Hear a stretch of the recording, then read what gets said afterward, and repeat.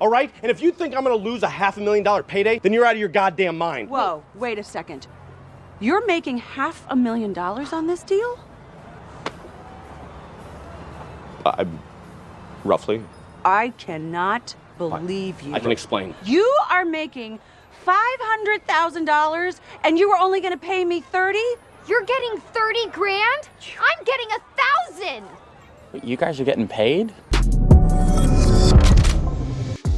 Donald Trump is doing better than he's ever done in his entire political career. Polling in 2016, polling in 2020, and now polling in 2024. This is backfiring. It's backfiring horrendously, and the more that people actually look into this, the more Stalinistic it gets. Now, my argument here is that this is Stalin-esque. That Joseph Stalin, who was an illegitimate leader of the Soviet Union, who seized power out of total and complete brutality and bloodlust, and who immediately began trials of all of his political enemies. And this is how you just call it Stalinist, okay? So it's not Biden trials. These are Stalinist tactics. You need to start ratcheting up the correct language here. These are tactics in order to silence your political enemy. And of course, in order to do that, you're going to have a rigged court like Stalin did. You're going to have judges that knew that their families would be disappeared if they dared rule against Stalin. This is how you were able to purge all of the political adversaries for Joseph Stalin in the Soviet Union, including the people who would have been the rightful heir to camp when Lenin died. Right? So these are show trials, and we have the confirmation to prove that. Do you know that the prosecutor, Matthew Colangelo, was paid by the DNC? This is the Biden prosecutor that they moved over from the DOJ to run this sham operation because they found somebody slovenly, Alvin Bragg, they found someone sloppy enough to do this. Slovenly enough, dumb enough to actually bring this prosecution. Do you know that this person was paid $12,000 by the DNC for political consulting?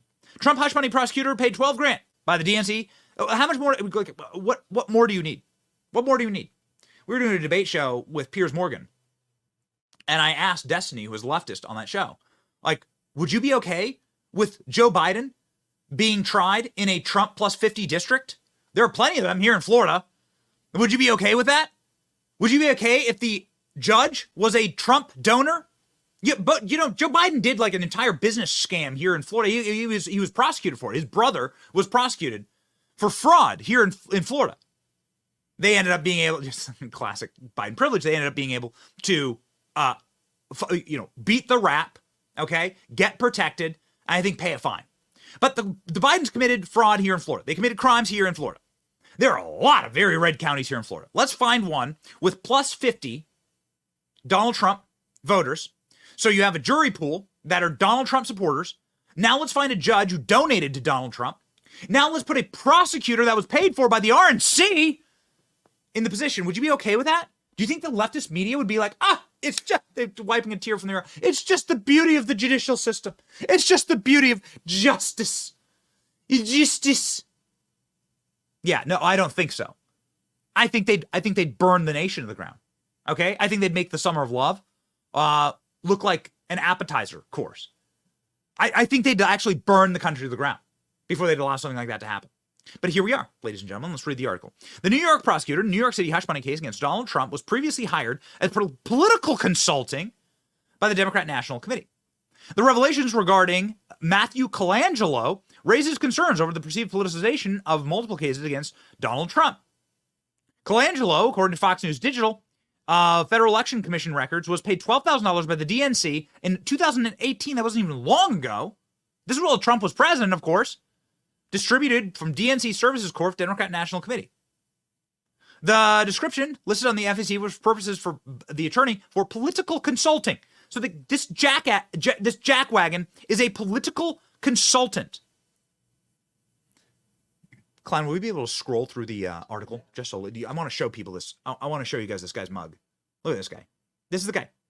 This is the guy named Matthew Colangelo. They hate it when you actually name these people. They hate it when their faces are up on screen. This is Matthew Colangelo. This guy was working at the DOJ.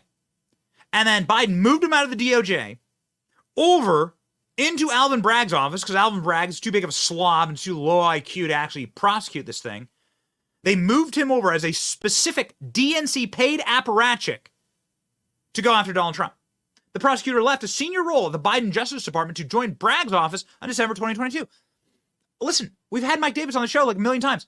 These are not the kind of moves that you make. Okay, let's just say, for sake of argument, like, you don't move from the NFL. Like, you're not like a player in the NFL in the big leagues, and then you move down into the Canadian Football League like for fun. You don't do that. You don't like take demotions. This is against human nature. This guy went from the federal DOJ as a top prosecutor in a senior role to go work for Alvin flipping Bragg. What do you think's going on here? No, you don't do that. You don't. You don't leave Hollywood for Bollywood. You don't take demotions. You don't leave like Michelin star restaurants to go like serve fries at Chick-fil-A. Nope. No hate. No hate on Chick-fil-A. No hate. Okay? But like those aren't moves that you make. You're not a chef in a Michelin star restaurant. You're not the top of your game. And then you decide, you know what? Burger King for me today. I'm going to go flip at Burger King. Those are not moves that people make. It's not logical. It's illogical. But so it obviously reinforces the scam here. I mean, these are absolutely just totally. I mean, the brazenness of this is unbelievably evil. Donald Trump has said, and Tucker Carlson has said previously, it was a very interesting interview, Tucker Carlson on Joe Rogan, and Tucker Carlson said, don't vote for somebody who's not willing to go to jail for you. Don't vote for somebody who's not willing to die for his cause. This is how America was created. America was created by dangerous men willing to die for a cause. This is the whole reason why we inherited this country. We are deeply thankful for those men. We are deeply thankful, obviously, for the patriots throughout history that have been willing to die, and many of them did die for the cause. American founders, like half the people who signed the Declaration of Independence, like either died in jail, were killed during the Revolutionary War, were left destitute. British took everything in show trials, right? Same thing. Okay? Don't vote for people who aren't willing to die for a cause. Donald Trump, yesterday, I will go to jail. Obviously, Donald Trump gets a chance to speak to the cameras. Our show goes live at a specific time, so we're not able to cover everything that Trump says from the courthouse. Here we go. From yesterday, we weren't live during this time. Donald Trump, I will go to jail. Watch. Because they all want to keep me off the campaign trail. That's all this is about. This is about election interference. How do we stop it? And it's a disgrace. And then you have the other thing that maybe is even more disgraceful is the gag order, where I can't basically, I have to watch every word I tell you people. You ask me a question, a simple question, I'd like to give it, but I can't talk about it. Because this judge has given me a gag order and said you'll go to jail if you violate it. And frankly, you know what? Our Constitution is much more important than jail. It's not even close. I'll do that sacrifice any day. But what's happening here is a disgrace, and the appellate courts ought to get involved. So wait a second. When was the last time you heard a president say, our Constitution is more important than me going to jail? How inspiring is that? That is the single most inspiring thing I've heard a politician say in my lifetime. Every single highfalutin speech from Barack Obama with the pillars behind him and the Hollywood lighting and the stadiums, nothing compares to our Constitution is more important. I will go to jail for the Constitution. What a moment we're living in. We should like take heart, take a moment and appreciate what we are living through. Donald Trump is a hero. He is a hero. Just off the top of the head, a couple of constitutional violations. All right, just off the top of the head. Okay, they're banning Donald Trump from speaking. Okay, they're stopping him from speaking. They're stopping him from campaigning. They're limiting obviously his capacity to run for federal elected office via the courts, and they are ensuring that the weaponization of our judicial system violates all of his rights. There are massive, critical, unconstitutional violations going on right now. Don't vote for somebody who's not willing to die for a cause, who's not willing to go to jail for a cause. Just like on its face, we haven't even gotten to the documents that they meddled with, tampered with, the evidence that they presumably planted at Mar-a-Lago. Oh, baby, we're going to get there. Here's Alina Habba responding. This is Donald Trump's lawyer, of course, responding to Trump declaring he shall and will be happy to go to jail. We've seen it time and time again, as you're seeing with the comments that you made. We've got witnesses that are allowed to talk and go on MSNBC or MSDNC, as my client likes to call it, CNN, and talk about my client, talk about this case, but for some reason he can't talk. That doesn't make any sense. And then you layer that with a judge who has clear ambitions and political motivations. He's threatening to throw a former president, and as he acknowledged, most importantly today in the courtroom while I was there, this is probably going to be the future president. And for somebody who's left wing to say that was shocking. But he did, and he recognized it and then threatened to put him in jail for speaking. He didn't even speak, frankly, Sean. He reposted things that other people said. And that in itself, he called contempt. We are looking at a serious dual system of justice. We are in a state of crisis when it comes to our judicial system. This is election interference so that he cannot campaign because Biden cannot win if he doesn't hold him in court. You've all read the First Amendment. You all know the First Amendment. Freedom of speech, freedom of assembly. Freedom to petition your government of your grievances, freedom of religion, which is actually first. First Amendment is all about freedom of speech. Actually, the first thing listed is freedom of religion, freedom to walk out your faith, okay, and practice your faith. It is actually the creation of America. Presumably, wouldn't have even happened without religious persecution. What kind of religious persecution? Christian persecution, actually, in Europe. The persecution of Christians. The persecution of certain denominations and Christians wishing to act out and live out their faith. And all other rights, and the American justice system is actually cornerstoned upon the Christian faith. That's what these godless monsters here are trying to take out somebody who actually believes in those cornerstones, actually believes in those tenets. Laura Trump, who is the co-chair of the RNC, obviously Donald Trump's daughter-in-law, had some very spicy reaction to Trump saying, I'm going to jail. Put me in jail. I demand to be put in jail. You're going to come after my free speech? You're going to come after my First Amendment?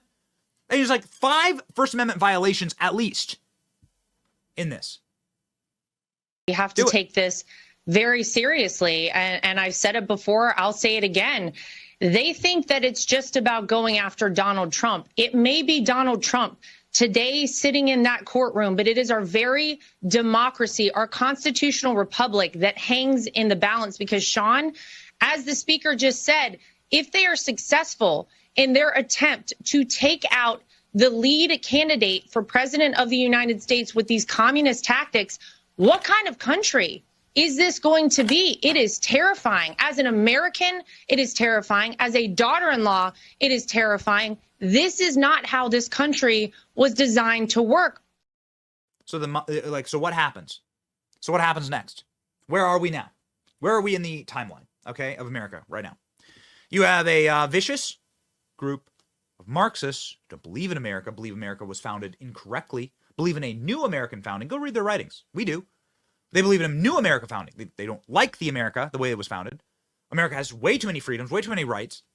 Your firearm rights, your speech rights, all of it is and should be illegal, and that we need to get rid of that system. And probably the easiest way to get rid of that system is to violate that system, to begin the process of using that system against itself, the destruction of people who stand up to them, the destruction of Donald Trump, the violation of people's First Amendment rights, the violation of people's Second Amendment rights. And how does tyranny begin? Jordan Peterson has a great quote on this. Tyranny begins, fascism begins by people just moving, encroaching on you, moving in. And they'll move in until you say stop. They'll move in until you say no more. And until, God help us, we push back, right?